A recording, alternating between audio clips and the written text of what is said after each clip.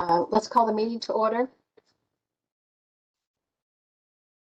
Okay, with that, I will do a roll call for the commissioners present. Commissioner White? Present. Thank you. Commissioner Amberman? Present. Thank you. Commissioner Heseltine? Present. Thank you. Commissioner Orencia? Present. Thank you. Commissioner Thompson? Present. Thank you. Vice Chair Jenkott? Present. Thank you. Commissioner Gunn? Here. Thank you. Commissioner Burnsworth? Present. Thank you. Commissioner Stevens? Present. Thank you. Chair Neil Strickland? Present. Thank you. Commissioner Stanley? Present. Thank you. Commissioner Cubine? Present. Thank you. And Commissioner Zoberman? Yes. Thank you. Hi, and I'd like to welcome the council liaison, Michael Bellucci, and our guest speaker. Thank you, Carol, for joining us. And I see Deputy Chief Dean is with us. Would you like to say anything? This is your first meeting with us, correct? Yes, ma'am. My first meeting with you, and not had a lot of exposure, but some exposure over the years to certainly the work of the HRC. I've attended a few meetings in the past. I'm very excited to have the opportunity to represent the department and work with the HRC in this capacity. And thank you for being here. I know you as Billy Dean. Do you have a preference, or? That's just fine with me, ma'am. Just fine with me. Everybody knows me by that. I think so. Thank you, sir. And last May. One moment, Chair Neil Strickland. Captain Norris is also on the line. He's he's joined us on the phone. Captain Norris? I'm here. Okay, great. Just wanted to make sure everyone knew that you were with us. All right, great. Thank you very much. You're welcome. Great. Thank you, Dominique. And last May, we couldn't meet, May 2020, and that would have been the anniversary of our infamous May. Last May 2019, we lost Father Park. Michael Bellucci got a promotion to city council person, and of course, 5/31 happened. And if it's okay with everyone, I'd like to take a few moments of silence to remember Father Park and the victims of 5/31.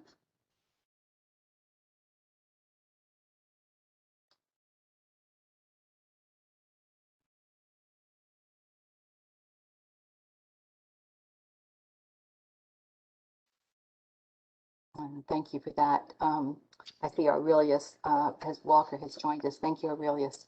Does anyone have a memory of 5/31 or Father Park they'd want to share with a quick few minute or so? You can raise your virtual hand if you have any comments. Well, while we're waiting, I will say that on 5/31, many of us were down at the ocean front, and we were on the phone with our then liaison, Tracy LeGuid. And in real time, as we were asking frantically for some history for the meeting the next day, she told us she couldn't get it because there was an active shooter. And our liaison, Michael Bellucci, kept us up to date of what was going on. So that was a rather personal, traumatic experience for us. And I know everyone had their own feelings about it, but I just couldn't go without saying, taking a few minutes to remember Father Park, our spunky Father Park, and those that were friends. Anyway. One moment, Chair Neil Strickland. I want to just take a moment to see if Rabbi Zoberman had anything to say since he can't raise his virtual hand. Rabbi Zoberman? Yeah, my congregation of Beth Haverim spent 10 glorious years at the Catholic Church of the Ascension. on Pleasant Road, and we were the only Jewish congregation in the world from 85 to 95 who met in a Catholic facility. At the time, Father Bill Dale was the one who welcomed us so warmly. He left after we spent that 9 years, and then we were so worried. Who will replace Father Dale, and will that priest be also so gracious to us? And what do you know? It was Father Jim Park who, again, warmly embraced us with Bishop Sullivan of Blessed Memory. May the memories be for a blessing, and truly couldn't do enough to make us feel at home and to make history in the process. Great people. Thank you so much for honoring them. And Rabbi, while you're on the phone, or while you're on, I heard you speak before I got on about your family in Israel. Do you have anything else to add to that? Well, thank you so much. You know, I'm in touch with them regularly, daily. And my 100-year-old mom, a Holocaust survivor when she was just 17 in the Ukraine. This brings flashbacks from attacks on Jews way back. And the people of Israel truly need our prayers right now. We pray for the peace of Jerusalem, for Jew, Muslim, and Christian, Jews and Arabs to join hands and hearts. Every couple of years, we have these eruptions. The current eruption had to do with the Gaza leadership that is in the hands of Hamas, the United States designated as a terrorist organization. And they are bombarding Israel right now indiscriminately with rockets, close to 200,000 by now, attacking civilian centers, which means everyone has to be in shelters, including children, and life is impossible. At the airport in Israel, they have one international airport is closed up. I'm supposed to fly there on June 1st and be with my mom, and I've not seen her for 2 years. She's begging me to come, and I hope I can make it. But again, we have to pray and work for peace, and what we do as a commission is the step in the right direction. I wish we would have the same kind of commissions in Israel. We thought that we had good coexistence between the Israeli Arabs and the Jews, and this time the Israeli Arabs erupted as well in major centers, burning synagogues, attacking Israeli civilians. So this is very, very demoralizing and threatening the fabric of Israeli democracy. Israel is the only democracy in the Middle East, the only one. And it's fragile in many ways, and yet, you know, it's a nuclear power, but yet it's so fragile. And it has high standards of conduct, and it hesitates to bomb the other side, but the other side chooses to put the launchers for those rockets amid a civilian population. And Israel has to defend itself, as President Biden just shared with Prime Minister Netanyahu the other day, that Israel has the right to defend itself. So it's difficult. It hurts us to hurt others, obviously. And let's pray and work wherever we can for peace, for shalom, here and around the world. It helps the cause of everyone. Thank you so much for caring. It's appreciated. And God bless. Thank you, Rabbi Z. I see Jamal's hand is up. Correct. Commissioner Gunn, your mic is open. Hi. Sorry, I'm not on camera, but I did want to just well, first of all, just a couple of impressions. Rabbi Zilberman, I just wanted to say your mother being a 100-year-old Holocaust survivor sounds like one hell of a story that I would love to hear at some point. But addition to that, I'm glad to hear that as a Catholic, my Catholic brethren have been very welcoming and gracious to you as well. Bill Dale is a friend of mine, and so I'm glad to see that they were welcoming with open arms. But additionally, keeping on the standpoint of faith as an impression for going to 531, many of you, I know several of you know Pastor over at I'm sorry, I just had my E-Ray Kotz, Pastor Kotz, he's been a great friend of ours, of many of my friends as well, for several years. He worked with me when I was with Paul Hirschfield. He was a great friend of ours, as well as Congressman Nye. He was always there for us, always welcoming. He loved for us to come by his church. And we always had a great time being there with him and his family as well. So when I heard about his son being down and his son being lost, he was one of the first persons that immediately came to my thoughts. But hearing his words and his impressions after his son's passing was something that I personally will never forget, and he was just very just kind of the spirit about him as he spoke about his son Keith after his passing was just something that's kind of left a deep impression on me, and that kind of just shows the kind of person that Pastor Cox is, and I'm really appreciative of having people like him in our community, and I just wanted to make a statement about that. Thank you, Jamal. I see Zakia has joined us, and if we haven't announced it to you before, Zakia, this is going to be, unfortunately, last meeting with us. Would you like to say a few words? Commissioner Anderson, your mic is open. Hi, everyone. Yes, I'm so sorry about that. I thought I was going to be able to get out of work a little bit earlier, but as you all know, I'm sure it never works that way. But yes, today is my last meeting. Fortunately and unfortunately, my husband and I purchased our first house together. We are moving to Portsmouth at the end of the month, and so very excited about that change, that big step for us, but really sad that I will be having to leave my post so soon. I have really appreciated being able to serve with you all. It has honestly been an honor because I have learned so much, and I of course plan to stay in touch with everyone, and will still stay involved in everything that's going on in Hampton Roads, and hopefully maybe even get some things going around a Human Rights Commission in Portsmouth. But I've just absolutely loved and enjoyed my time with you all. I think it is fantastic what we do every day, and just getting to hear the stories about how invested we are in the human rights of our community, especially during this time, has been really important for me. So I just thank you all for welcoming me to your group, and who knows, maybe I'll be back around the Virginia Beach way in the next couple of years. We did try Virginia Beach, but I think just some of the places were a little bit out of our price range. So we ended up settling on a nice space in Portsmouth, in the Newport area. So really excited about that, and just thank you all so much again. Thank you, Zakia. And you know, the Virginia Association of Human Rights is very big on starting new commissions. So when you get ready to make that plea to the City of Portsmouth for a Human Rights Commission, please let us know. We'll be there to support you. And thank you so much, Sylvia. Good luck in all your endeavors. Keep in touch, please. Of course, of course. Okay, thank you.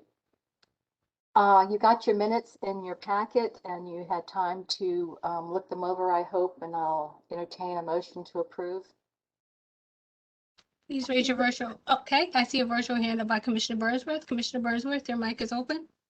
I move to approve the minutes as presented. Okay, thank you, Commissioner Burnsworth. I see a hand up by Commissioner Amberman. Commissioner Amberman, your mic is open. I second the motion. Okay. Any discussion or any comment about minutes as presented? Okay, I don't see any virtual hands. Let me check with Commissioner Zoberman. Commissioner No. Zoberman? Nope. Okay, thank you. All right, with that, I'm going to do a roll call vote for approval of the minutes from the April meeting. Commissioner White? Approved. Thank you. Commissioner Amberman? Approved. Thank you. Commissioner Hesseltine? Approved. Thank you. Commissioner Orencia? Approve. Thank you. Commissioner Thompson? Approved. Thank you. Vice Chair Gencott? Approve.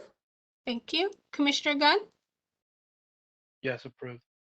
Thank you. Commissioner Burnsworth? Approve. Thank you. Commissioner Stevens? Approve. Thank you. And Chair Nair Strickland? Chair Nair Strickland? Aye. Thank you. Commissioner Stanley? Approved. Thank you. Commissioner Cubine? Approved. Thank you. Commissioner Anderson? Approved. Thank you. And Commissioner Zoberman? Approved. Thank you. And the minutes from the April meeting were approved 14-0. Right, thank you. Ms. Wilson, thank you. I know we have rescheduled you a few times, and we do have a tight meeting, but we're so happy to have you here to bring us up to date on the latest with human trafficking. So, this is Carol Wilson from the FBI Victims Specialist. Is that correct? Yes, that's correct. Good afternoon. So I apologize. I've been having some technical difficulties this afternoon. I have no idea what's going on, so I'm glad I was able to jump on and join in. I appreciate this opportunity. I just wanted to get a feel. I wasn't sure if you just wanted an overview of human trafficking in general, or just an update on kind of what's been going on with the task force, and just before I kind of launched into just a spiel, I wanted to get an idea of what would be best to emphasize. I think we're interested in an update. We had a human trafficking forum a couple of years ago, and we've kind of been keeping track of everything, and we just kind of would like to have an update, maybe a few stats, if you have that available. Actually, I do. So just to kind of, I don't know if everyone was there and has an idea of what the Human Trafficking Task Force is and how the FBI is involved, but the Human Trafficking Task Force is an initiative that brings together federal, state, and local law enforcement, prosecutors, and community organizations to try, as we believe this is the most effective model to combat human trafficking in all its forms. And the partnership works together to identify victims and prosecute those that are involved in the trafficking on state and federal levels and hold those offenders accountable. So I just, a little caveat, I'm a member of the task force. I'm not an official spokesperson, but I do have some stats that I wanted to pass along.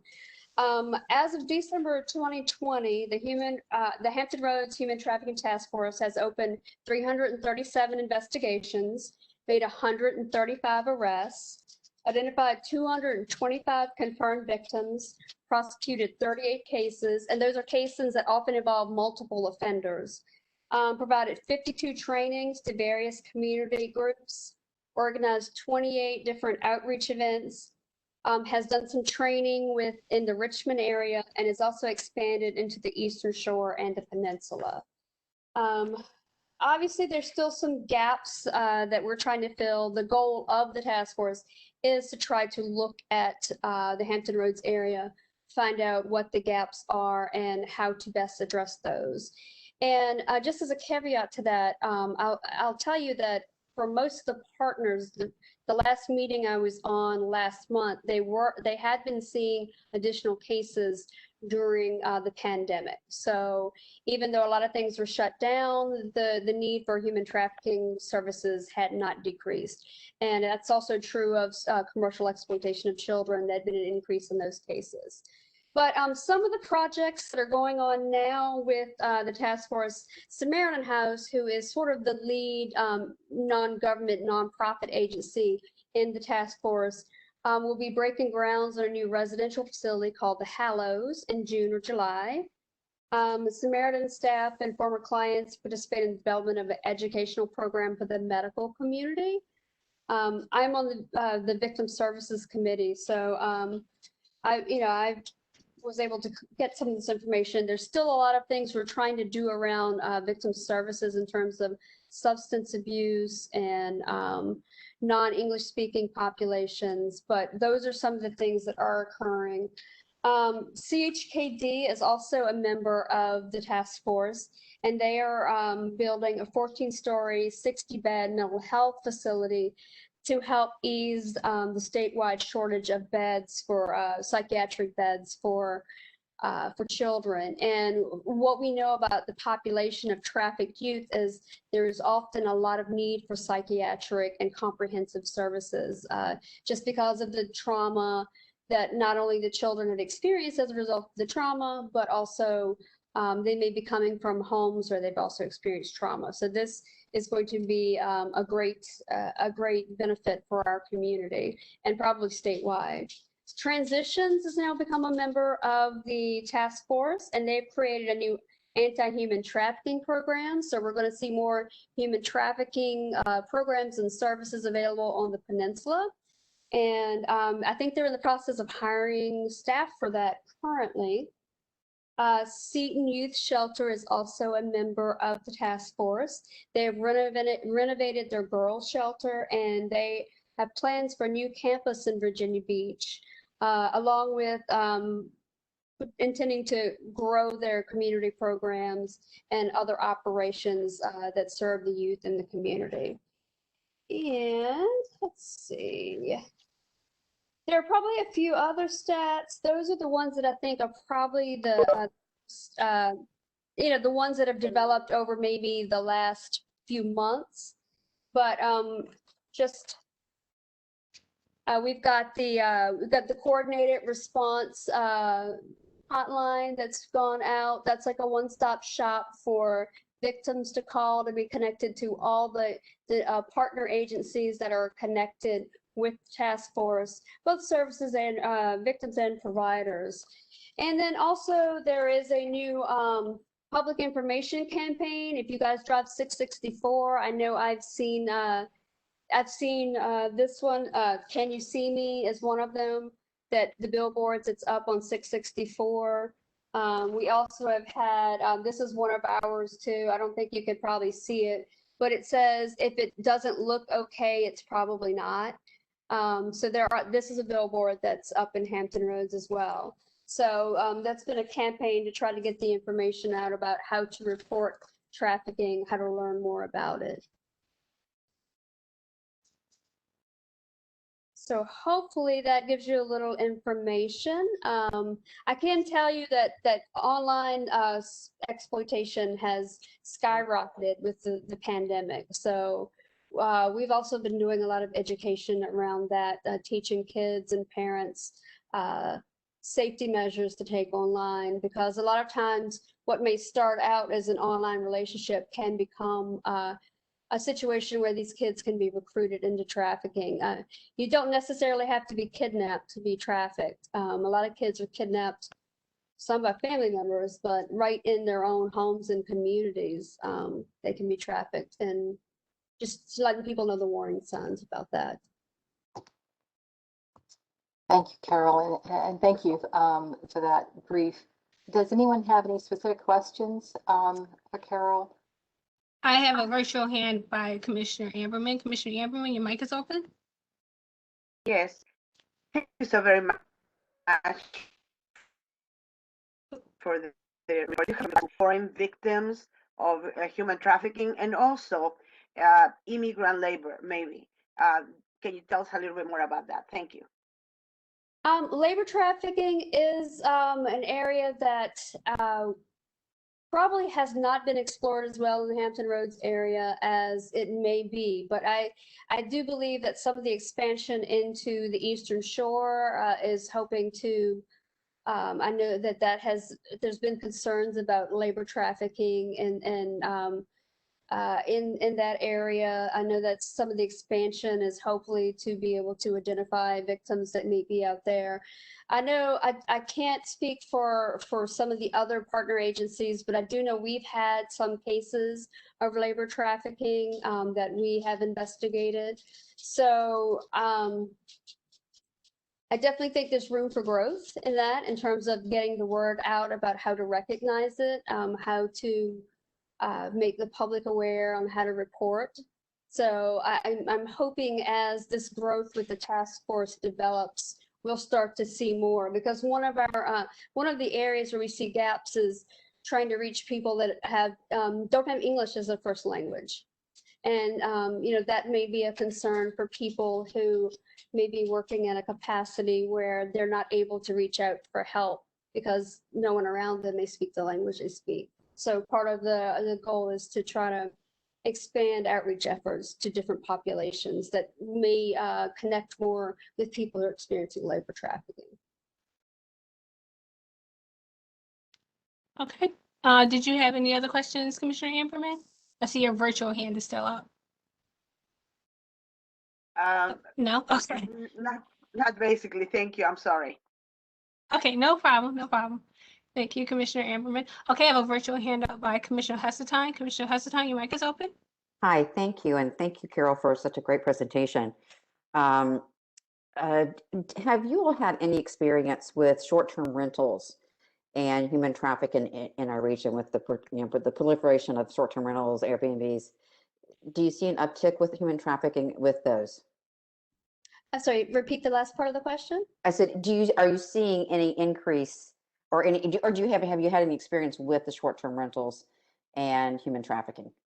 I have not personally, but I think I would have to reach out to Dee Wallace and maybe someone over at the Samaritan House, because even though we work collaboratively on cases, there may be aspects of things that other agencies are working that we may not always be aware of just because of who the lead agency might be. And not every victim who reports to law enforcement, and Samaritan House works with victims that maybe they're not ready to come forward to law enforcement yet. So I would have to find that out. I do know that hotels still remain a huge concern. That is a mechanism that a lot of people use for trafficking, especially for adults. So I would not be completely certain about that. I would hesitate to say and be incorrect. Thank you. But if anyone wants to follow up with an email of any additional questions, I'm more than happy to find that information out for you or get you in contact with whatever main port of contact might be able to get you the most accurate and current stats. That's great. Do we have any other questions? Thank you so much, Agent Wilson. And if you can... Chair Nair Strickland? Oh, yes, I'm sorry. Yeah, I have a virtual hand up by Commissioner Stanley. Okay, I'm sorry. Okay, Commissioner Stanley, your mic is open. Sorry. Carol, thank you. And I think you all are going to be coming to the Interfaith Alliance at the Beach this week. Also, we did do the Human Rights Commission forum when the task force was, it was already in progress, but still gaining momentum.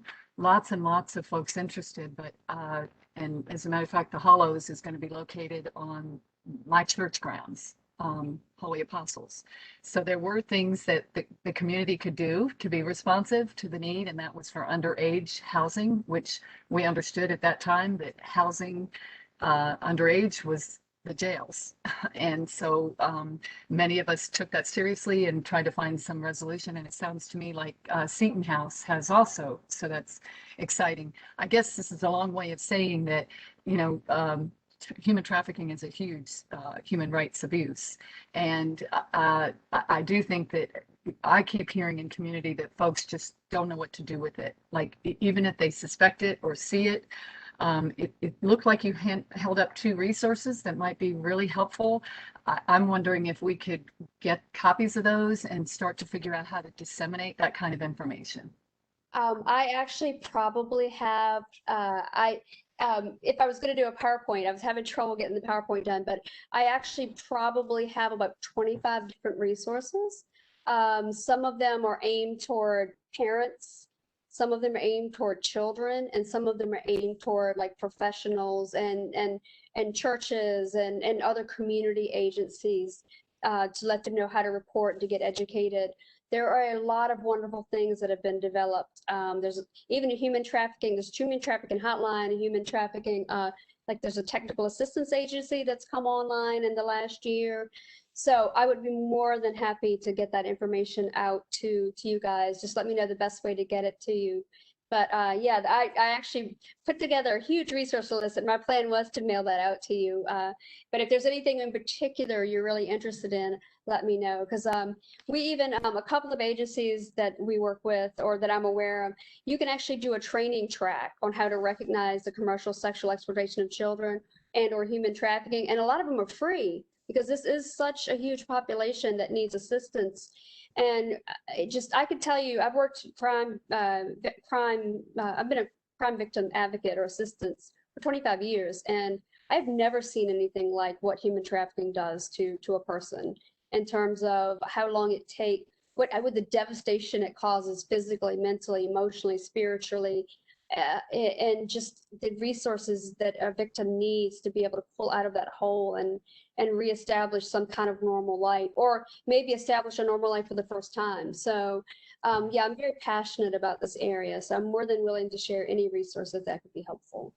Thank you, Carol. And I don't know whether it's going to be you or another FBI resource, but I can go deeper into the weeds with you next week when you're at the Interfaith I Alliance was at the going to beach. put a general overview of the other all the other types of crimes that we work with, and I definitely will be at your disposal for any other information that might be needed. And I'd be happy to do a more in-depth presentation on any of these topics. I can go anywhere from 30 minutes to 4 hours. So it just depends on if there's particular areas that people might be interested in. Thanks so much, because I know we want to be in partnership with helping to stop the abuse. Thank you so much. Yes, community involvement is essential. We do, and thank you so much. And please do stay in touch, and maybe we will ask you back when we have not quite a heavy agenda and get a little more detail. But thank you so very much. It's a great presentation, and I appreciate your patience with us for hurrying this along. But thank you very much. No, I appreciate the opportunity to be here, and thank you for the work that all of you do as well. It's vital work. Thank you. All right, moving on in our agenda. Just one moment, Chair Nisha. I just want to take a moment to recognize that Commissioner Rivera and Commissioner Taylor have joined the meeting. Oh, yes, and Stacy, she was on there before, but she rolled off my screen. So welcome, Stacy, and welcome everybody. Moving on. I don't have well, I'm going to skip the chairman's report and cover anything under the public information committee report. I think we should go into the awards committee. Is David here? Commissioner Crowley has not joined us yet. Okay. Well, I think we still need to get this out of the way. Mr. Ingram, do you think so? Just go ahead and go into closed session without the co-chair, or? Yeah, the co-chair's presence isn't necessary. If you have the script. I do. So we're going to go into closed session, which means that everyone else has to leave the room except the commissioners and Roderick, or does he have to leave the room too? Actually, if it's okay, I'm trying to meet a 5 p.m. FOIA deadline.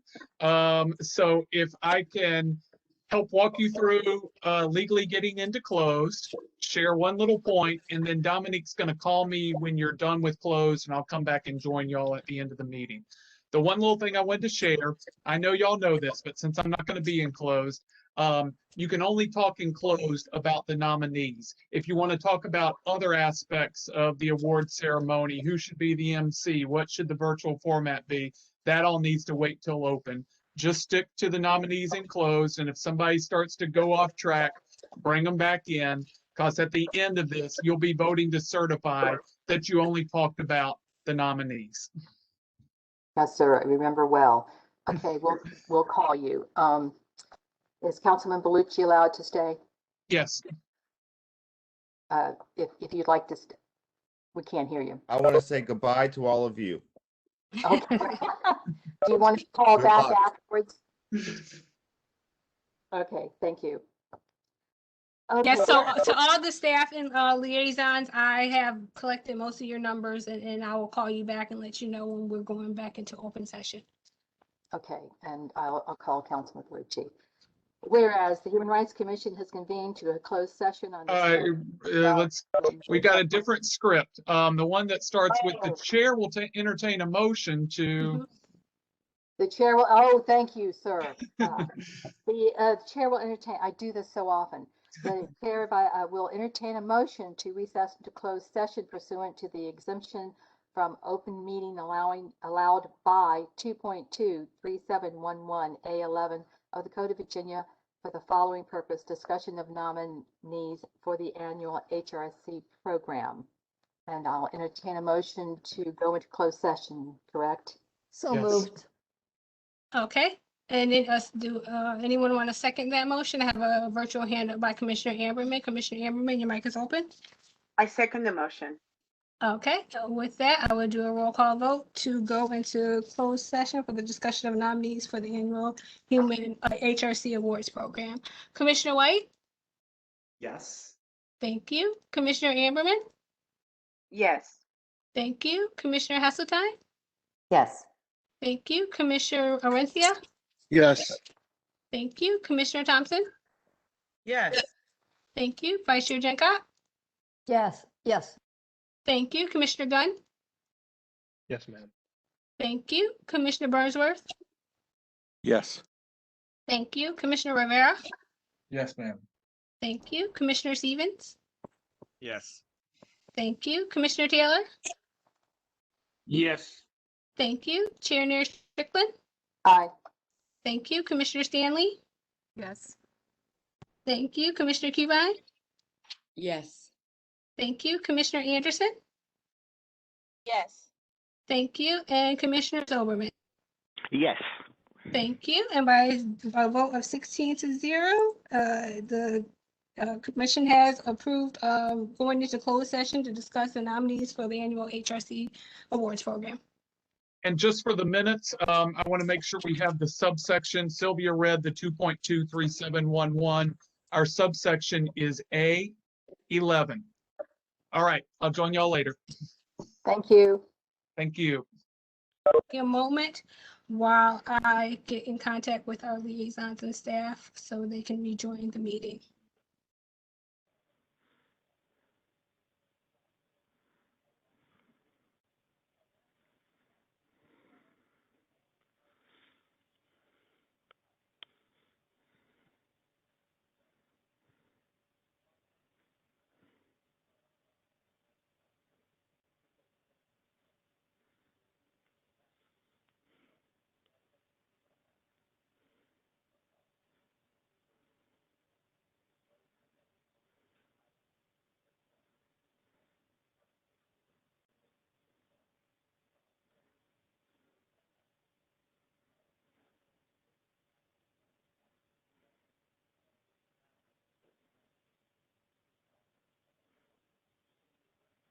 Okay, that was fully G.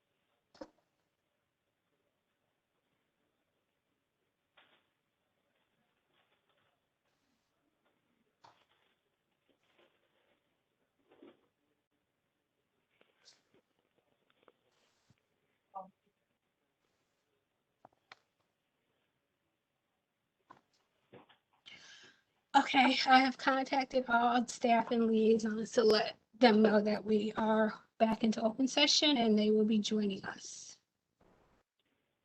Okay, we are open and recording. Yes, we are. Tell me when I should read section 5. You can go ahead and certify the close.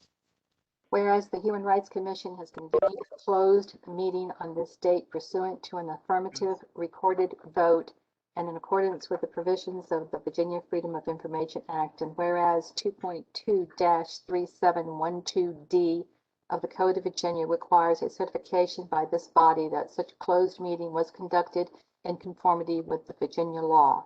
Now therefore be it resolved that the Human Rights Commission hereby certifies that to the best of each member's knowledge, only public business matters lawfully exempted from the open meeting requirements by Virginia law were discussed in the closed meeting to which this certification applies, and only such matter as was identified in the motion convening the closed meeting was heard, discussed, and considered. No, we have to vote for that, correct, sir? Right. Entertain a motion to certify the closed session. That's right. Okay, all right, I have a virtual hand up by Commissioner Amberman. Commissioner Amberman, your mic is open. Yeah, so move. All right, thank you.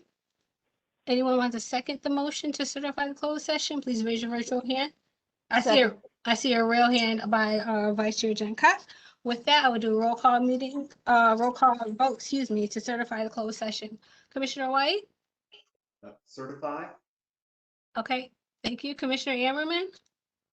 Yes. Okay, thank you. Commissioner Heseltine? Approved. Thank you. Commissioner Rencia? Yes. Thank you. Commissioner Thompson? Yes. Thank you. Vice Chair Jancott? Yes. Thank you. Commissioner Gunn? Yes, certified. Thank you. Commissioner Burnsworth?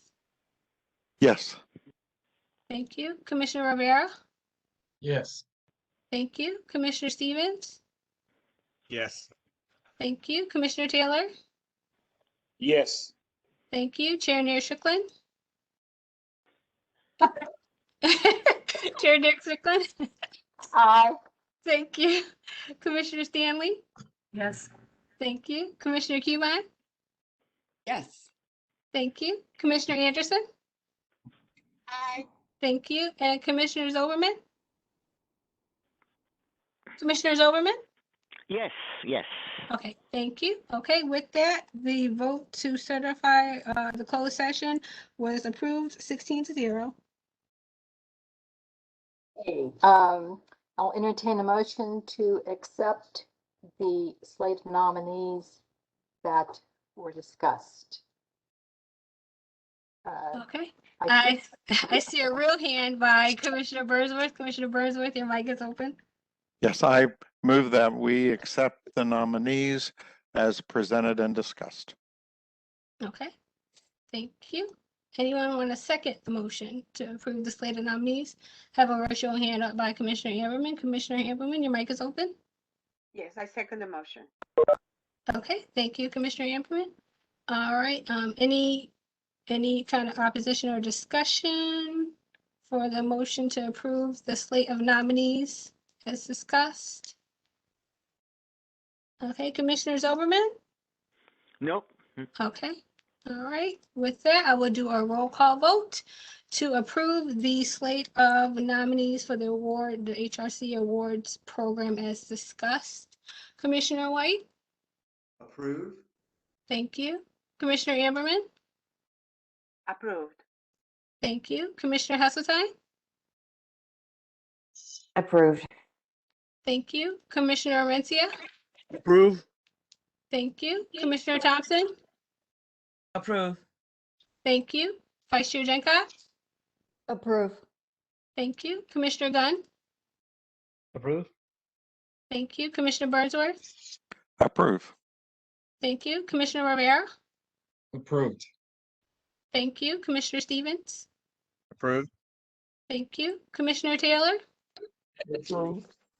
Thank you. Chair Nair Strickland? Aye. Thank you.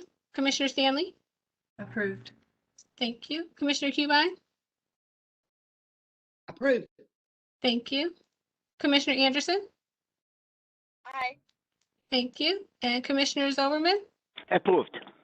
Thank you. And by a vote of 16-0, the slate of nominees as presented was approved. Okay. I turn the meeting back to you, Chair Nair Strickland. I do see a virtual hand up by Commissioner Heseltine. Commissioner Heseltine, your mic is open. Thank you. I don't know where the right place to insert this, but I would like to circle back at some point about the conversation about awardees, that whether it's in the line of their job or if it is an extra thing that they've done to support human rights. Right, and we have a retreat scheduled in July. I hope we can still make that. This would be our first retreat that's actually on time in July, if that happens. And we can discuss it then. I think it'd be better than doing it in the awards committee and taking it to all of the commissioners so that we can all have input during that time, if that's Yeah, I agree. agreeable. Thank you. Great. Thank you, Commissioner Heseltine. I'm going down the line of the committee reports because we seem to be doing well on time. Bylaws Committee. Commissioner Burnsworth, your mic is open. Okay, thank you. We have met as a committee, and we have we talked about the need for taking a holistic review of the bylaws, since there are so many new commissioners on the commission since the last time they were reviewed and approved. And there seems to be some confusion of past bylaws and current bylaws and what city code and what state code and what's what. So what Sylvia and I have had extensive conversations, and which have been fruitful and honest and open. And so we think that it is best that we take that holistic approach and review at our workshop, so that I don't drive Rod absolutely crazy sending him updates and changes. And we can just do it at one time. Okay, thank you. Commissioner Burnsworth, I'm sorry, Chair Strickland. That's a great idea. Carla, do you have your hand still up? Yeah. Time or? I was going to ask her about that next. Okay, no worries. All right. Yes, I think that's an excellent idea, if that's okay with everybody. COVID-19 task force, you guys have been busy. Who wants to take that? Commissioner Amberman or Vice Chair Junkat, whichever. Commissioner Amberman, okay, I see your real hand, so your mic is now unmuted. Yes, thank you. Yes, he has been very active, and I appreciate that Ginger sent a nice notes on the last meetings that we have had. I just wanted to bring to your attention that there has been multiple conversations throughout the state in regards to how we are providing vaccination opportunities for the underserved communities in Virginia.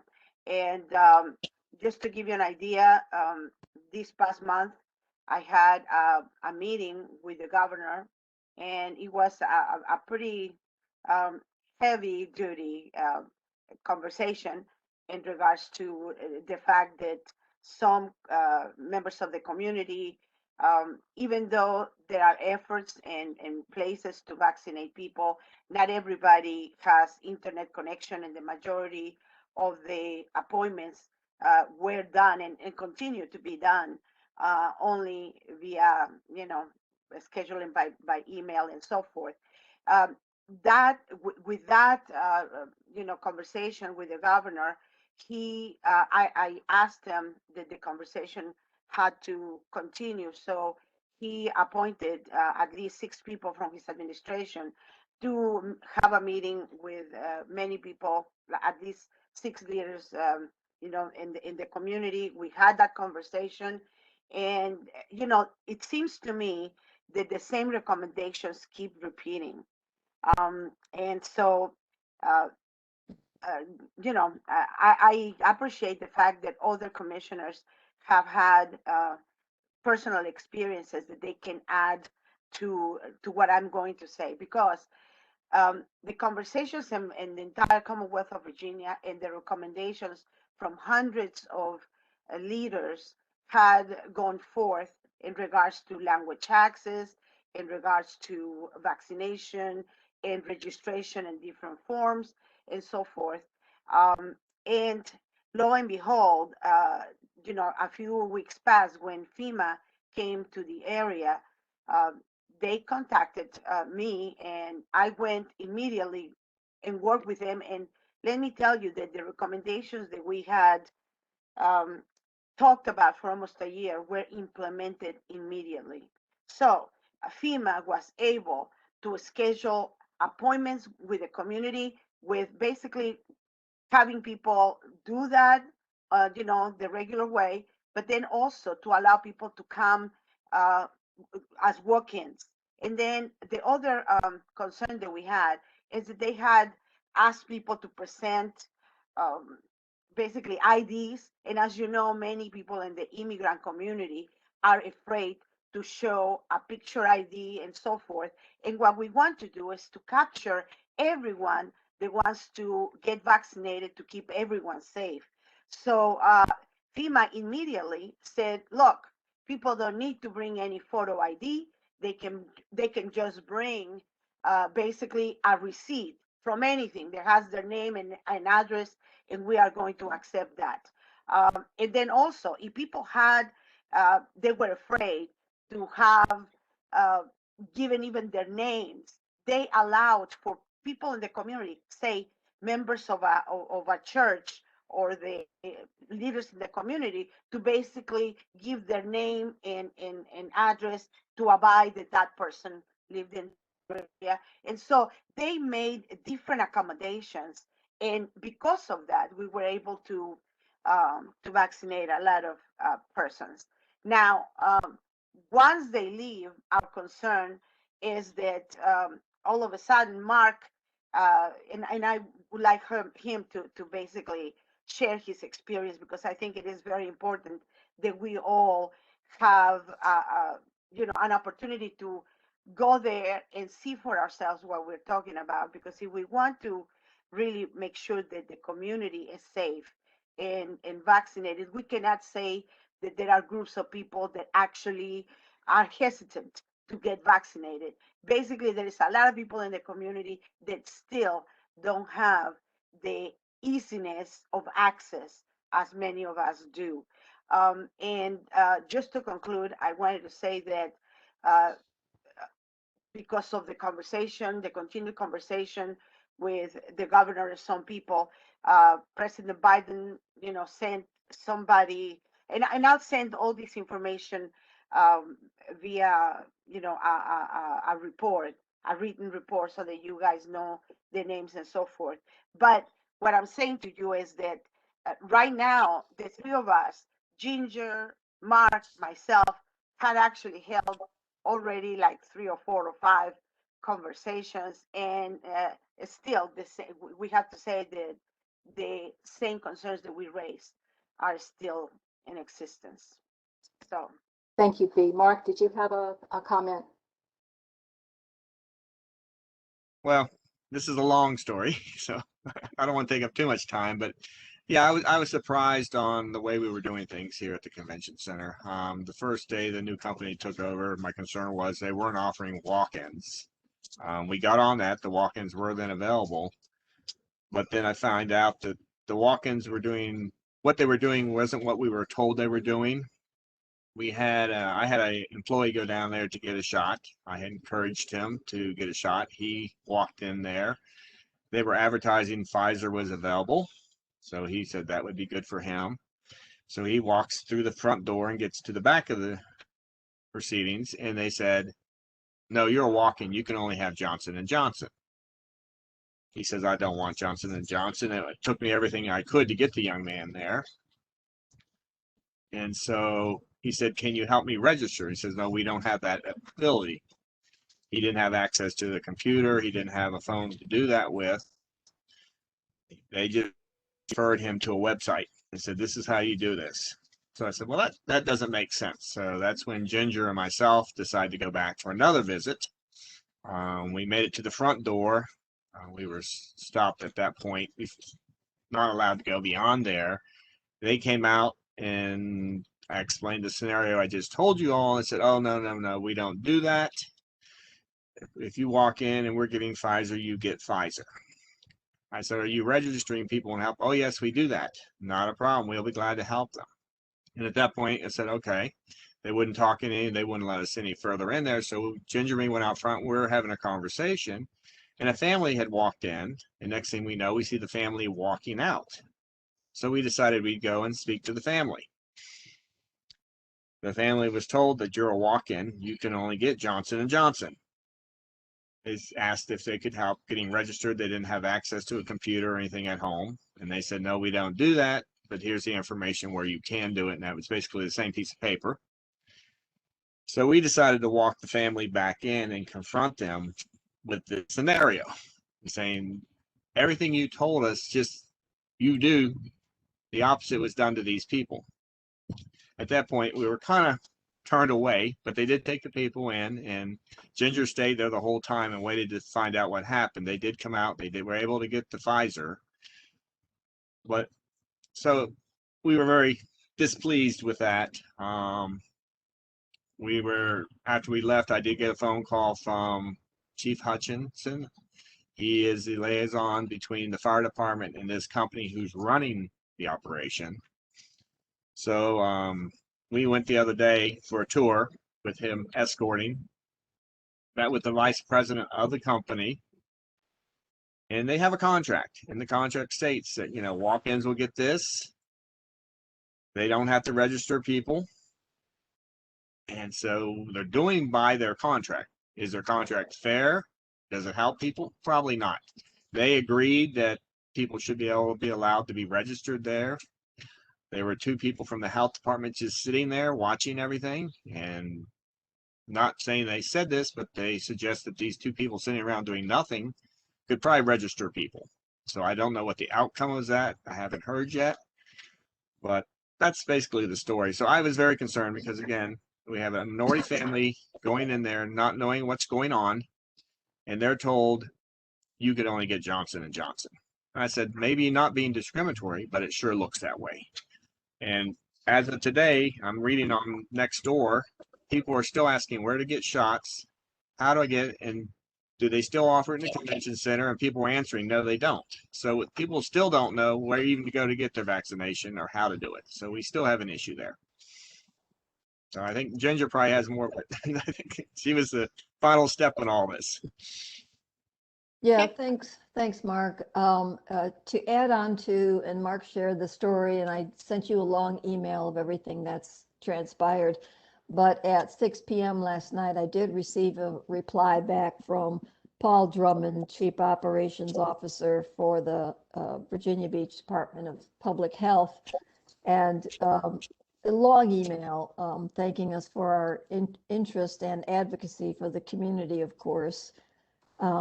But they are still in the midst of trying to figure out how to give second doses, because they're not going to be in operation, many of these pop-up clinics, and then who's it going to be up to give those second doses.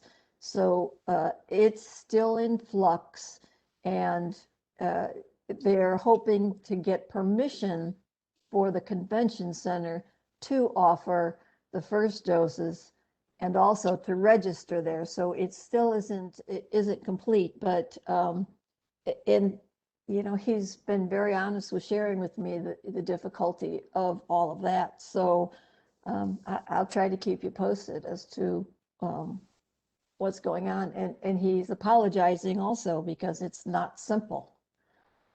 So yeah, that's crazy. And I wanted to share one other thing about last we met, I switched to sharing with you the percentage of vaccines being given by ethnicity. And I didn't continue to report that each week because the percentage has not changed. So the percentage, for example, in the Latino community was at just about 8% of Virginia Beach Latino residents getting at least one vaccine. And that's been constant since last month. It is not congruent with the state percentage. The state percentage of Latino is higher, about double of what Virginia Beach is. So we're still lagging behind, and it's really kind of a mess. The whole thing is. So thank you. Thank you, Vice Chair Genka. Commissioner Amberman, I see your virtual hand is up. Your mic is open. Thank you. And the last thing I wanted to share with everyone is that the last meetings that I've had statewide, the concentration has been on the, I would say, the 4 billion that the state is going to be receiving. And also, for your information, the state is also applying to several grants. There's one for 411 million, another one for $77 million. And all of them have to do somehow with health and equity issues. And so last week I received a phone call, and they were requesting, to see if my organization can support the efforts of the city of Virginia Beach and Norfolk, because they were going to apply for some of those grants. They're going to be dedicating for outreach and so forth. So, I am fully supportive on working on any efforts that could be made to do outreach. But another thing that I know in the conversation that we have is that they're going to be opening, the state is going to be opening those funds for those funds to be distributed among some organizations, basically. Yeah, So I want to make sure. Yeah, so I just wanted to make sure. I wanted, can you hear me? You were going in and out a little bit. Yeah, if you could put this all in your report, that would be really great. If you, in your spare time. Yeah. Thank you, everybody. Thank you guys for doing. Thank you for doing this and keeping us informed. And if we can do anything, let us know. And also a good article in today's paper about the vaccine. So good to catch that one. Okay, thank you. And it's 5:17, so I'm going to skip and go down to, I know that the nominating committee has a report and request. So at this point, I'm going to turn it over to the nominating committee. Commissioner Rencio, your mic is open. Yes, thank you. We met this past Monday, myself, Joe Burnsworth, Luis Rivera, and Rabbi Zoberman, just kind of banding around some process issues. One of them was that I think the folks who are the candidates to 5 got that question: why do you want to serve in the officer's position that you were seeking, and how are you equipped to serve our commission in the community in such a position? We're going to allow 5 minutes for each candidate. We figured we'd let the incumbents go last. I figured, talked to Dominic earlier about doing alphabetical order we'll do the vice first. So we'll do that in alphabetical order, and then the incumbent Ginger will be the last. And then Rabbi Zoberman is going for chair, and then Sylvia will finish up. After each candidate, they'll do 3 minutes. I've got a stopwatch here. I'll keep the time. I can whisper 20 seconds or 30 seconds if you like. You might not even need the whole 3 minutes. We'll allow 2 minutes for Q&A from the rest of the group. And the nominating committee will meet next week, hopefully. And we'll hopefully have a slate or what we're going to do via email and then vote in June. I'm trying to keep it very quick. Sorry, guys. And that's about it. And we can start whenever y'all are ready. Okay. You said Commissioner Rencio, you said starting with the vice chair candidates? So I had Ginger Jen Cott is the incumbent, and then Beatrice Aberman will go first, and then Carla Hazeltine, followed by the Q&A after each candidate, and then we'll go to chair. Okay, in that case, Commissioner Amberman, your mic is open. Thank you so very much. I wanted to share with everyone that my love and commitment to strengthen the Virginia Beach Human Rights Commission started at the very beginning of its creation. I know the importance and unique value that the HRC has by having seats at the table where we can help City Council, but also our diverse communities, our region, and our state. There's a newspaper article, reporting on the first public forum way long ago, before I even became a commissioner, where I was one of the members of the audience addressing the issues to the current HRC. when I also attended for the longest time the monthly meetings, and I made sure that I came to the commission to report things that were happening in the Latino community and other things. But I wanted to share with you that, first of all, as a first generation immigrant, we tend to be keen observers. Upon my arrival to the US, and as a person that was very civically involved in my own country, I marveled at the immense diversity of America with people that came here from all over the world, which is a truly amazing opportunity to know others. I'm fiercely proud of my ancestry and my people, and I'm sure that you know of my commitment to the Latino community across the state and our country. But I want to share with you a few things that you may not know about me. As a child, and all through my university studies, I dedicated my free time as a member of the Mexican Folk Ballet when I was at the university, and that served me very well. Let me tell you that that is where you learn what the value of being a team member is all about. You cannot be the ballerina, performing all the solos, but actually, in order for the whole team to do well, you have to make sure that that you are seeing that everybody in the team does well. And I think that that is one of the things that I see is very important in this commission. We're losing you, Commissioner Avery. Able to know. Oh, I'm sorry. Can you hear me better? We can hear, yes. Okay, yes. And, I know that we also have to be involved with the diverse communities. So I just wanted to share with you that when I came to the country, I tried to join diverse multicultural groups. One of those that we founded was the Multicultural Alliance of Virginia. I also was a member of, the 20 seconds. group, yeah, a group that represented many diverse communities in the area. I also was one of the members. They brought together a diverse group of nationalities to bring the first international events in Virginia Beach. So we have to be a broad reaching person to make sure to represent them well with the city council. Thank you. Thank you, Ms. Peters. Any questions, folks? 2 minutes. Raise your virtual hand if you have any questions.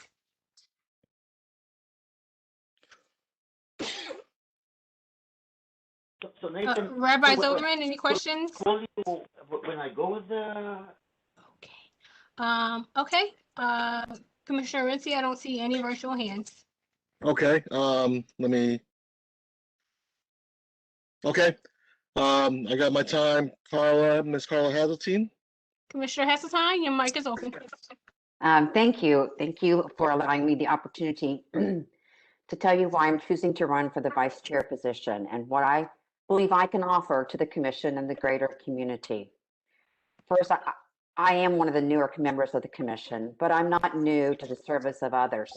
I currently serve on several boards and councils, namely the Community Services Board, where I serve on the Behavioral Health Committee, the Commonwealth Council on Aging, where I serve on the Nutritional and Legislative Committees, and the Governor's Long-Term Care COVID Task Force. I've worked hard to pass legislation for guardianship and conservatorship reform, and currently participating in the JLARC study prompted by Delegate Rome that will hopefully lead to meaningful legislation for some of our most vulnerable. Finally, I'll graduate from UVA's Sorensen Political Leaders Program this summer, which has allowed me to travel the state and observe issues across the Commonwealth. I appreciate and respect the body of work and ongoing work of the Commission. However, as one of the newer commissioners, representation and leadership could reflect in this HRC. I think the role of the vice chair, besides the continuity and picking up the gavel if needed, is to bring additional and possibly different skills, to act as a sounding board as I have done for the chair over the past year and support the chair and the commission and how they see fit. Also, I think my skills in business have allowed me to better understand team building, compromise, negotiation, open dialogue, and listening. I'd like to see the HRC have an opportunity to interact more, to express ideas, concerns, questions, and learn from each other in a respectful way that allows for safe sharing. The commission is made up of some amazing individuals, and I'm honored to serve alongside all of you. I currently co-chair 2 committees within the HRC. The newly formed Law Enforcement Oversight Committee, where we reviewed the use of force practices for the BBPD and Sheriff's Department, and the larger Independent Observer Program. For those that know me best, you know I remain a very roll up my sleeves and get in the trenches kind of person, and we have a full plate. I believe there's so much more to learn and do in the area of human rights, and it's up to us to always be vigilant and identify those. So again, while I have the utmost respect for Commissioner Jane Cox as Vice Chair, I am presenting myself just as a choice for Vice Chair for the Vice Chair position with my particular skills and abilities for the HRC moving forward. Thank you in advance for your consideration, and I'm happy to answer any questions. Perfect timing. 2 minutes for questions, folks. Anyone have any questions for Commissioner Heseltine? Please raise your virtual hand.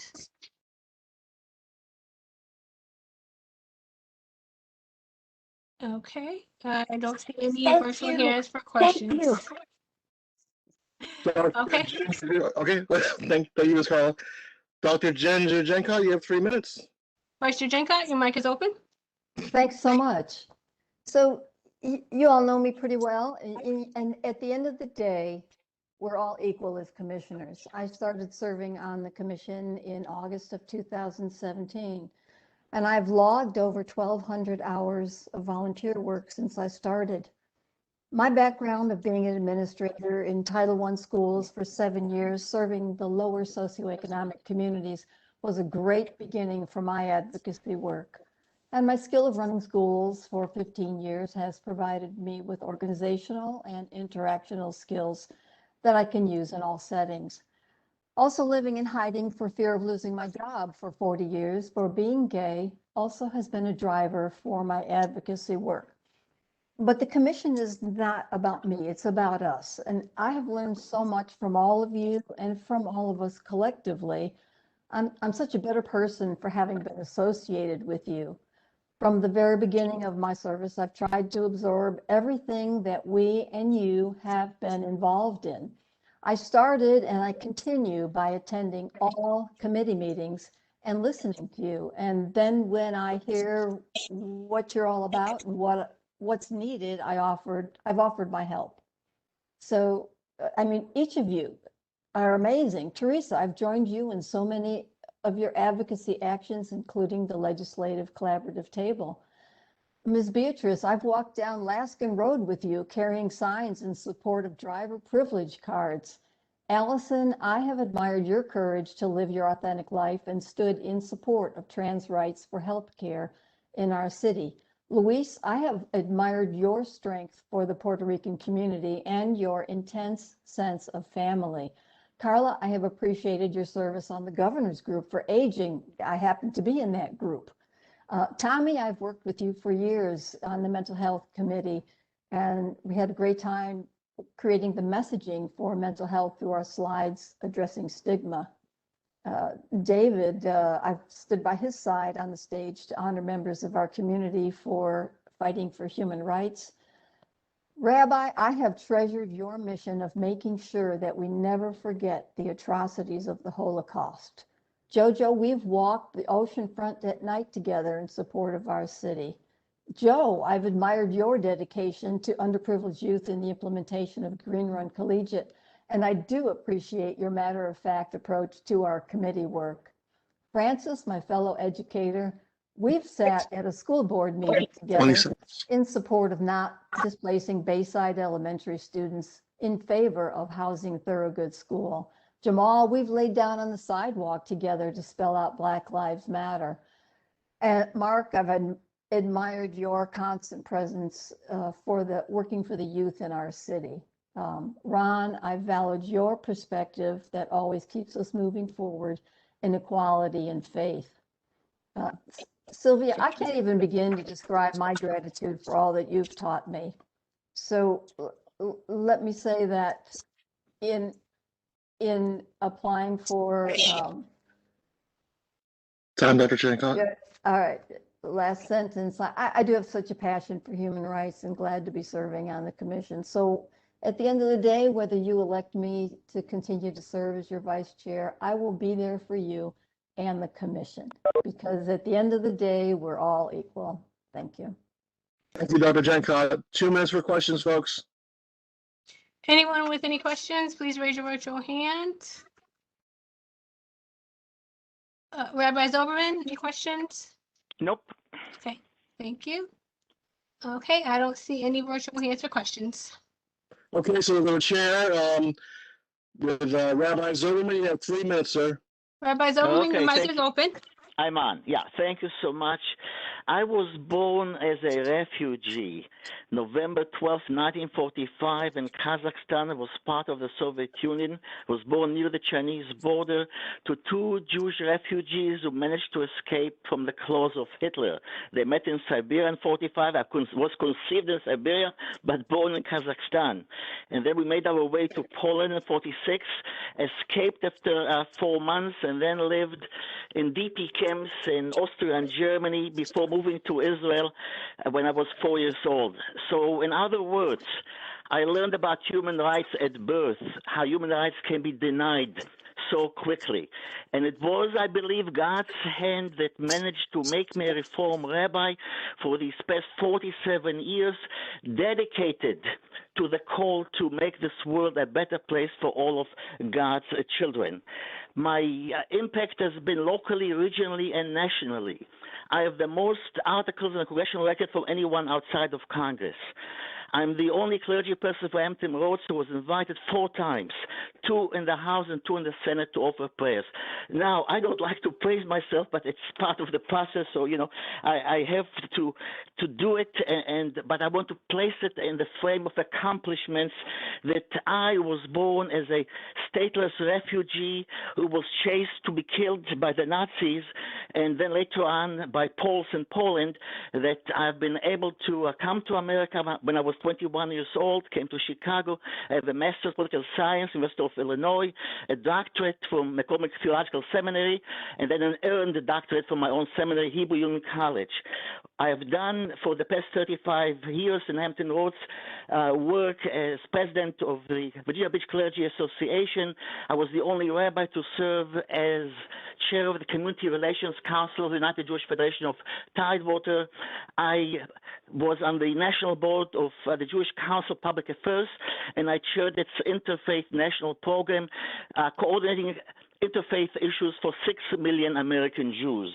And so I have proven that I can work on a higher level, and my contacts are wide. My articles appear regularly, as you know so well, and thanks for maybe reading once in a while. I'm told by the local media that I am the most visible and active publicly servant in the history of Hampton Roads, both by print media, TV, and radio. So I'm, living the dream of my life, giving of myself, because I know that if I survived my early childhood, that meant that there was a purpose and meaning for my life, and it all has to do with interfaith and human rights.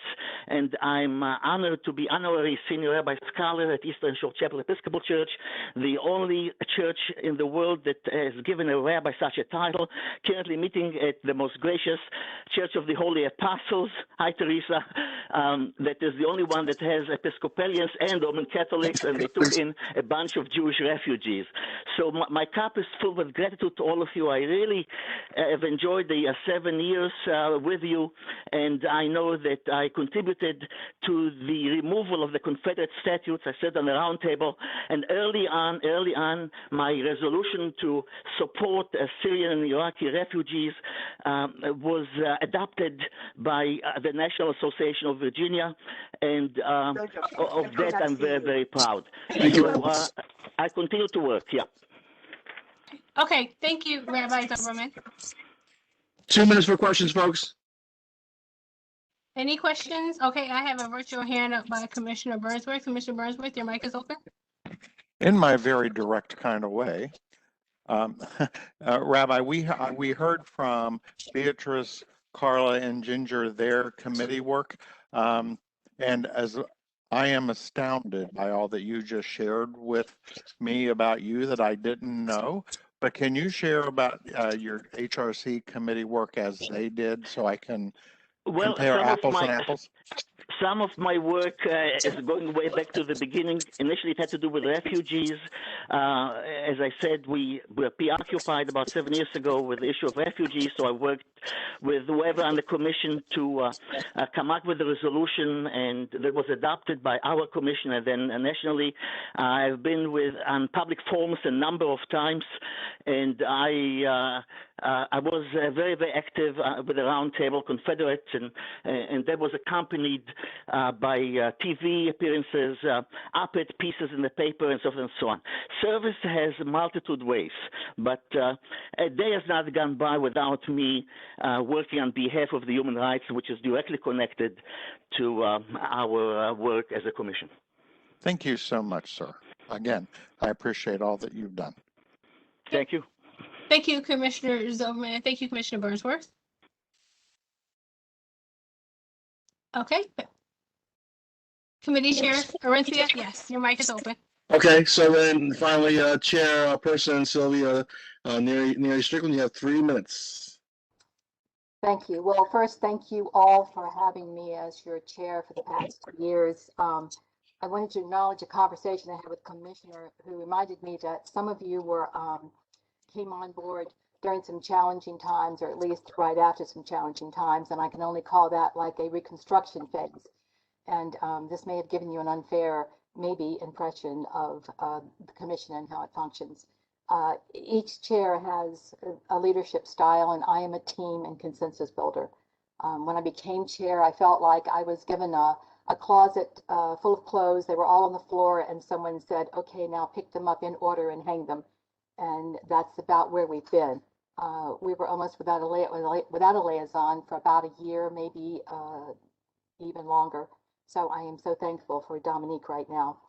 But what I wanted to accomplish as chair was what you needed. And what you needed was transparency and democracy. And so I made the pledge that if I know it, as soon as I know it, you will know it. And that was something that we didn't have before. I wanted to have you decide what presentations you wanted to see. I wanted you to decide if and when we needed a committee. There was 3 times or 3 committees that I did appoint myself, but I asked if there was any objections, and those were in response to COVID-19, to the racial tensions, and for the law enforcement oversight. But mostly we have been doing what I had hoped, and that we do this in a democratic way. And we also were confused about what other people did. So we have an org chart, we have committees, liaison reports, and votes. Sometimes we come to a meeting and we'd have to make a vote right then without hearing any background. So I have gone out of my way to make sure that if we have a vote coming up and I know about it, you have time to do research and you get that notification. And finally, under section 2 of our ordinance, section 2-416E, it says to adopt rules and procedures to conduct our business. And we have yet to do that since 1992. I am proud to say, and proud of all of you who put all the work into it, that we now have written procedures for the first time. We have our policies, and they are your policies that you have done, and they are a living document that can change at any time. And finally, in closing, I would just say I want to be your chair for this final 3rd year to see this vision to completion. Thank you. Thank you, Chair Neary Strickland. Any questions? Please raise your virtual hand if you have a question. Okay, Commissioner Zilberman? No question. I am also, if I may, I'm the only rabbi serving as a police chaplain for Virginia Beach Police Department for many years now. Now cannot walk the way I used to walk because of knee problems, but I'm still on the roster. And Mobley from TV10 calls me Emperor Champion of Human Rights. Okay, thank you. I forgot to mention. Yeah. Okay, thank you, Commissioner Zoberman. Any questions for Chair Nair Strickland? Okay, I don't see any virtual hands. Back to you, Commissioner Oritzia. Your mic is open. Thanks, Dominique. So we'll have a doodle out via Dominique. The more the merrier on the nominating committee. We'll probably meet next week at some point. We'll email out our findings and hopefully we can vote at the June meeting. Thanks, everybody. Okay, great. Thank you. That was all interesting. Let's go to Forums Committee. Okay, Commissioner Ammerman, I have a low bandwidth sign on her. And she wasn't at the meeting. I think, Joe, you ran that committee for her, did you not? Commissioner Burnsworth, your mic is open. Yes, you enlisted me to run that meeting in Beatrice's absence. You volunteered. And we talked about what we should do in the way of continuing our efforts to have public discussions, especially around the topics of racial tension and equity that were begun last year and that were called off due to COVID. And what we pretty much decided to do was to turn it back over to Beatrice, but and to kind of follow the format that was sketched out for last year's forum, since so much work had been done, but to review the speakers who were to participate and also review do some adjustment to the questions that we want the participants and the audience to be able to discuss, and tweak the format that is appropriate and with guidance from the CDC and local health mitigation guidelines. And I know that in the meantime, since then, Ginger has been in contact with MOCA because that was the site of the originally scheduled forum. And we were going to come back together after she met with MOCA and discuss adjustments to the plan. Francis talked about the possibility of a fishbowl type environment, and if there's a way that we could merge the panel and a fishbowl. And so that's kind of where we were. We have discussion to continue on the next forum, date, location, and format, speakers, and questions. I think I hope I got it all, but there were several of you there, and I had to leave before the meeting was over so I could go to another Zoom meeting like most of us. I think you got it all. Thank you, Joe. Thank you, Commissioner Burnsworth. Teresa, I know you've got a lot about the Season for Nonviolence. Did you want to report about your seeds? Remind me. Just to thank everyone, quite a successful project, Seeds of Hope project that was led by which Hannah and Morgan were on today because they were human rights student commissioners that were active with the Season for Nonviolence Collective. Many of those students are also involved with the police community relations table. So it's a lot of really good, activity on human rights. And their goal was to have a big enough project that we could really help destigmatize the mental health issue with the uptick in mental health conditions being, 3 times what they were a year ago because of the pandemic. So thanks to Tommy Cubine's support with our mental health task force, we were, able to request that NAMI, National Alliance for Mental Illness, that is an amazing, it's coastal Virginia. They've gone more than just Virginia Beach. They're region wide now, and they do the most amazing resourcing for the community. So our students, and more than just our students, our grandparents and, all kinds of people throughout the community made sure that they got education on presentations with Ending the Silence, Say It Out Loud, and participated in all different types of the project, with the main thing being Erica Hitchcock, who, in the name of her brother, who she lost to mental illness, galvanized the mural. We do a mural every year, but this mural was really, something, because it was the whole art community. So we had the proclamation read, and thank you to the commissioners that participated in whatever way, whether you painted rocks, and that's one thing that I would like to ask everyone, is the rocks will continue to amplify the message, because the rocks have opened up conversations, as we would say, courageous conversations across Virginia Beach and the region. They've been done in schools, so children are going to their guidance counselors as they talk about how the rocks give them permission and freedom to talk about their feelings and talk about what resources they might need. So rock gardens are being started at our own homes. They're in all kinds of different schools. They're at faith communities, they're in businesses.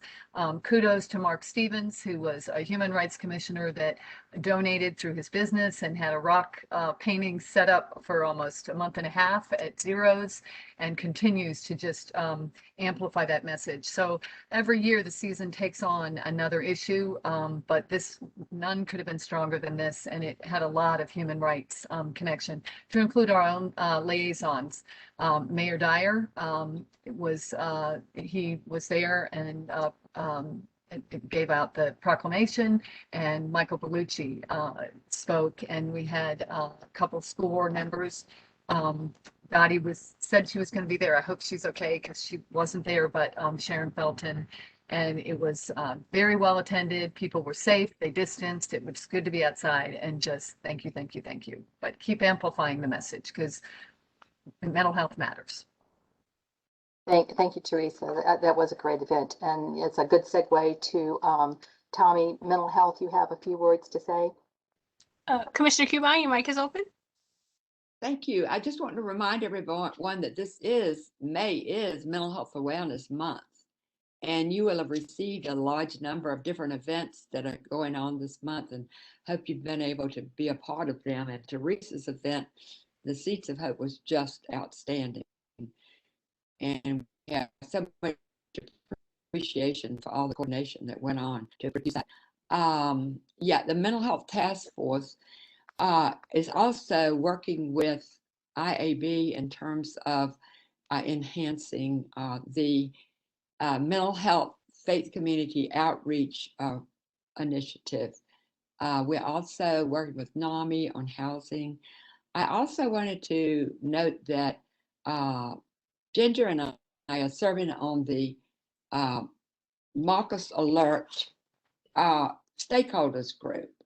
The General Assembly passed new legislation stemming from a tragedy that involved a young man, Marcus David Peters, in Richmond, he was in a mental health crisis, and he was shot and killed.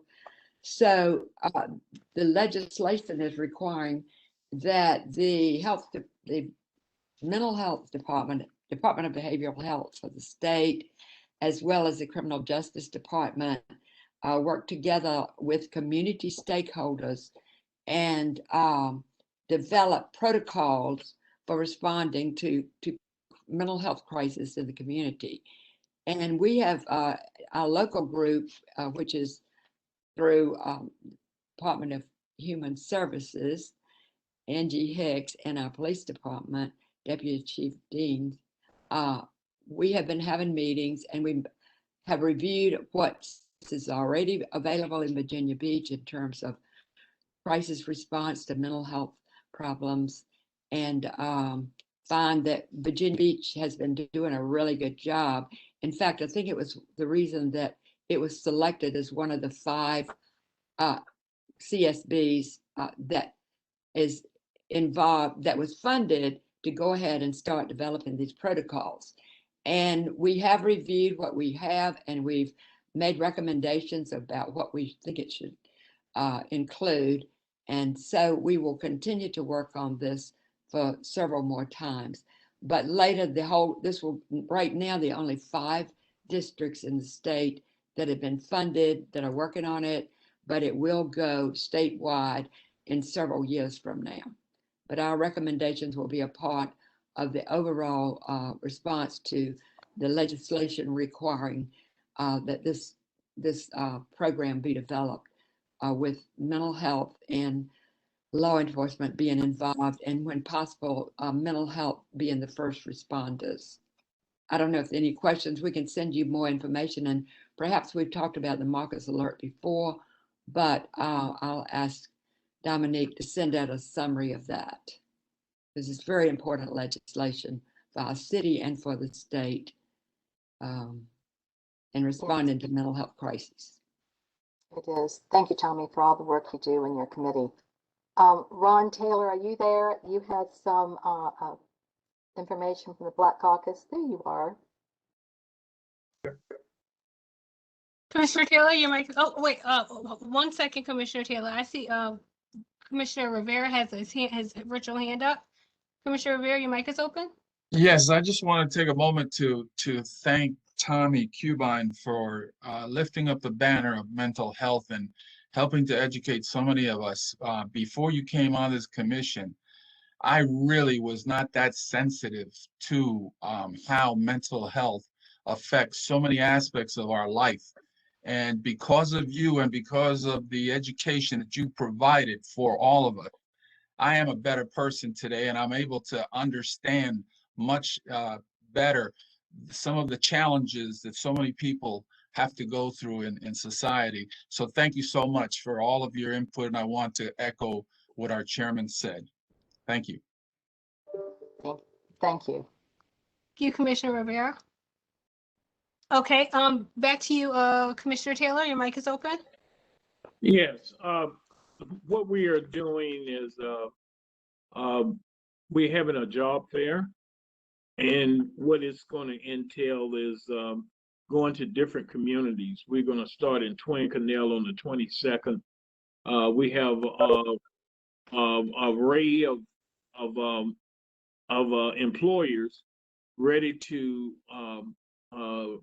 hire people on the spot, from lawn service to cleaning service to the school division, restaurant, hotels. Everybody's going to be there to offer jobs to individuals. And also, I talked to the Department of Human Services. They sent information out, and I'm trying to get them. They getting permission to be out there to explain to those that's seeking employment, if they gain employment and have a child care problem, the CARES Act has money in there to cover or either subsidize their child care for at least, I don't know, maybe 90 days to 120 days.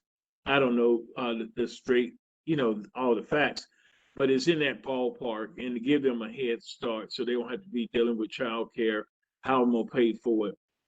And also we're setting up some kind of transportation to get them to in a general location of where they'll be employed. We're working on that too. So to try to eliminate that barrier also. And we're going to start in Twin Canal. We're working with Friendship Village also to do one there and partner, bring Friendship Village and Atlantis together and do a combined one there. And then the next one we'll go over into Bayside and hold one in Bayside also. And then the last one will probably be in College Park.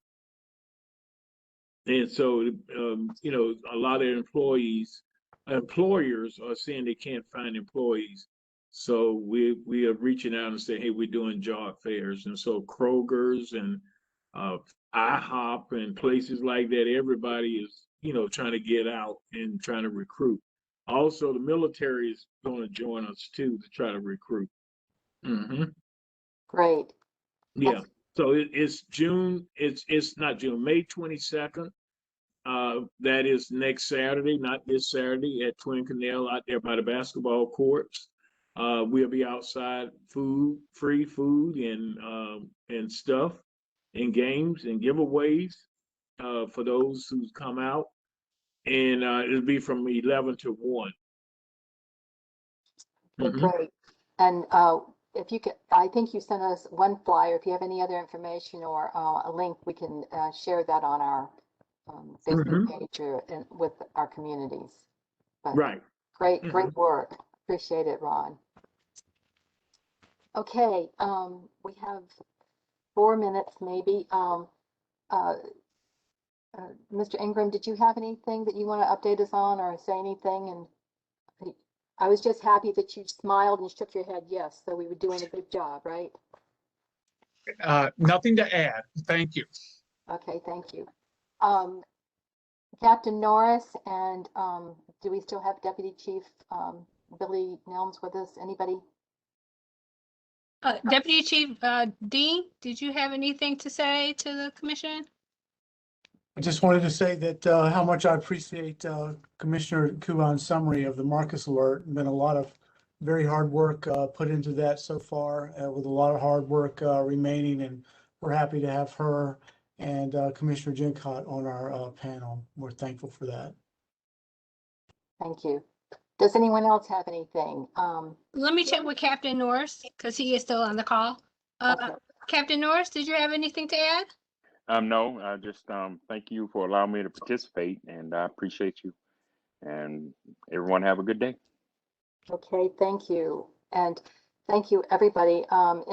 Any other comments? The only thing I have quickly is that we do have the wristbands. Have we ordered those yet? No, they haven't been ordered yet. I'm gonna go with the Better Together, because I was told the Stronger Together was taken by another organization, I believe. So I'll do the final mock-up for it, send it out just so everyone can see what it looks like. Okay, thank you, guys. Wait, one second. Commissioner Stanley, I see your real hand is up. Hold on 1 second. Oh, your virtual hand was up too. I'm sorry. Your mic is open. Just didn't get a chance to report out on the Pastor Leader Community Police. Yes, thank you. Has been very, very active. A meeting that will follow this one for anyone who would like to come, 7 to 8. And I do want to just let the commission know that we reversed on, many of us were very, very interested in the public defender pay parity as far as equalizing justice in the city. And once we were educated, the Human Rights Commission did take a stand on it. Many of us in the community that felt like that was a human rights issue went to work, and I'm delighted to say that the city budget was passed with a $500,000 line item for addressing that pay parity issue, which we think brings us to about halfway to salary parity. And really want to do a shout out to our liaison, Michael Bellucci, who did step up and champion this issue. But I think this is a big, a small measure of equal justice for the city, but I think it's significant, and I wanted to make sure you all knew that. Okay, yes, thank you. And I see a baby commissioner has joined us. Okay, anyone else? All right, thank you very much. I think our meeting has adjourned. Just want to say thank you all again. I'll miss you all, but I'll stay in touch. Oh, yes, please do. And let us know when you're ready to start that other commission. Most definitely. Thank you so much, y'all.